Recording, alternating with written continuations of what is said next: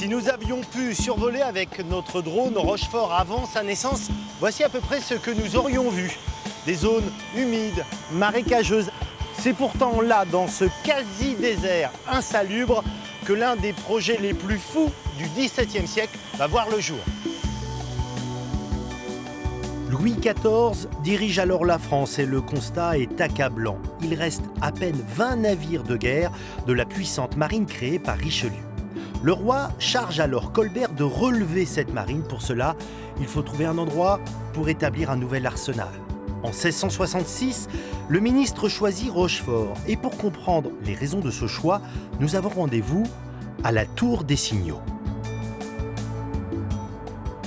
Elle a longtemps été le plus haut bâtiment de la ville, avec à son sommet un sémaphore qui assurait la communication entre l'amirauté et la rade de la Charente. Bonjour Emmanuel. Bonjour. Pourquoi Rochefort est-il le site choisi par Colbert et le roi Louis XIV ? En fait, il faut comprendre qu'on est ici à Rochefort, à 24 km à l'intérieur des terres. Du coup, la première raison, c'est la protection, avec un fleuve qui sinue pour que les ennemis ne remontent pas facilement jusqu'à Rochefort. L'océan Atlantique d'un côté et de l'autre l'arrière-pays charentais, là aussi c'est intéressant pour ceux qui font ce choix. Oui, parce qu'il faut un arrière-pays très riche. L'usine consomme énormément de matières premières de toutes sortes.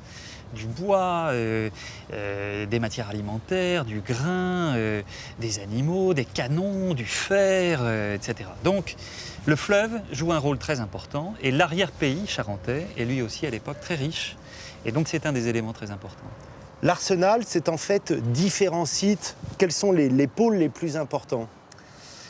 Un arsenal, c'est une grande usine dans laquelle on fabrique des bateaux, on les répare, donc il y a des formes de radeaux. On loge toutes sortes d'hommes, des officiers, des soldats, donc il y a des monuments, il y a des casernes. Il faut stocker énormément de matières premières, de denrées alimentaires, donc il y a des magasins. Et puis surtout, il faut des cordages, donc il faut une corderie royale. Voilà, et on y va. Le roi Soleil a aussi une arrière-pensée politique. Rochefort doit devenir une place forte catholique faisant contrepoids à La Rochelle qui, elle, est protestante. Très vite, l'usine de guerre sort de terre. Le bâtiment le plus incroyable de cet ensemble est incontestablement la corderie royale conçue par l'architecte François Blondel. Elle conservera durant très longtemps un titre de champion, celui de la plus longue manufacture en Europe. La corderie, c'est quasiment 400 mètres. Emmanuel, pourquoi une telle longueur ? La longueur de la corderie, elle s'explique par la longueur des cordages sur les bateaux. Sur les bateaux, il faut à peu près une encablure de cordage pour faire le mouillage du bateau. Au bout, il y a l'ancre. Une encablure, c'est à peu près 200 mètres de cordage. Pour avoir 200 mètres à l'arrivée, il faut au départ travailler le cordage sur 300 mètres. Parce que quand on torsade, on perd un tiers. Bon, 300 mètres, si vous enlevez les deux pavillons des extrémités, ici, à la corderie, eh bien, vous avez la longueur du corps de logis principal. C'est ça l'explication. Nous sommes au bord de la Charente et on ne mesure pas la performance technique que ça a été de construire un bâtiment aussi long ici. Oui, parce qu'on est dans un marais. Donc la terre ici, c'est de la vase. C'est très très mou, tout s'enfonce. Et donc il a fallu... D'abord, Blondel, en 1666, quand il cherche le fond, il ne le trouve pas. Donc il ne peut pas construire des fondations traditionnelles sur pilotis. Il va choisir une technique hollandaise et immerger un radier, c'est-à-dire un radeau en chêne, qui va poser à plat dans la vase. Et tous les ouvriers, probablement 700-800 ouvriers, vont monter les murs sur le radeau, sur le radier, au même rythme sur les deux côtés du bâtiment. Ce bâtiment, quasiment, il flotte sur la vase, à vous entendre. Voilà, il flotte. C'est ça qui est incroyable ici, c'est que finalement, c'est le premier bateau construit dans l'arsenal. En pierre, mais c'est pratiquement un bateau. Je dirais qu'il y a deux choses qui viennent à égalité. Il y a des considérations techniques, c'est une usine, il faut que ça tourne, et il y a des considérations de propagande. Au fond, Rochefort met en scène la puissance du roi. Tout est fait pour ça. L'arsenal, c'est d'abord un théâtre qui se donne à voir sur le fleuve. Quand on approche ce bâtiment par bateau, et donc qu'on arrive sur le bâtiment, en fait, on le voit de trois quarts, eh bien, les arêtes des fenêtres et des portes s'empilent les unes sur les autres et ça crée un phénomène d'anamorphose qui accentue encore l'effet de perspective. Et donc, on a fait très grand, très beau, pour en mettre plein la vue.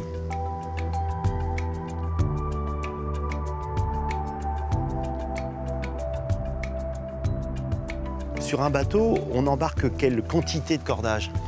Il faut à peu près 24 km de cordage de toute taille. Des très gros pour l'ancre, et puis toutes sortes de cordages pour tenir les mâts, manœuvrer les vergues. C'est des dizaines et des dizaines de tonnes en fait, ces 24 km, voire plus si c'est un navire encore plus important. C'est des tonnes de cordages. Mais sans cordage, on ne peut pas naviguer, d'où la raison d'être de la corderie. Voilà, il faut absolument, oui, ça c'est essentiel. Et au fond, ce qui va tuer la corderie en tant que corderie, c'est le passage à la vapeur et c'est l'acier. Et on remplace les câbles de fibres naturelles de chanvre par des chaînes. Bon, bah, la corderie, on n'en a plus besoin en tant que corderie dans l'arsenal.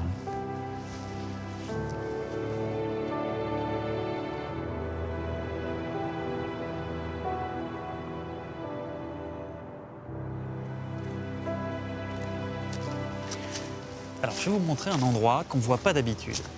On est à 50 mètres de la Charente, et vous allez voir.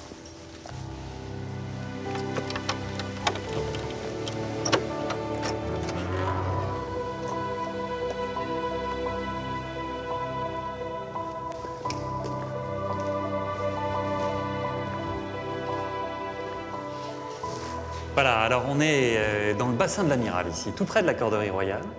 Et c'est une citerne d'eau douce qui a été construite en 1674 pour répondre aux énormes problèmes d'eau douce de la ville et de l'arsenal. Mais de l'eau, il y en a, il y a le fleuve Charente qui est juste à côté. Oui, mais on ne peut pas la boire. On ne peut pas la boire parce que c'est un fleuve dans lequel les marées sont toujours sensibles. Donc en fonction de la période de la journée, le courant va dans un sens et dans l'autre. Et donc au total, l'eau est saumâtre. On ne peut pas la boire, elle est salée.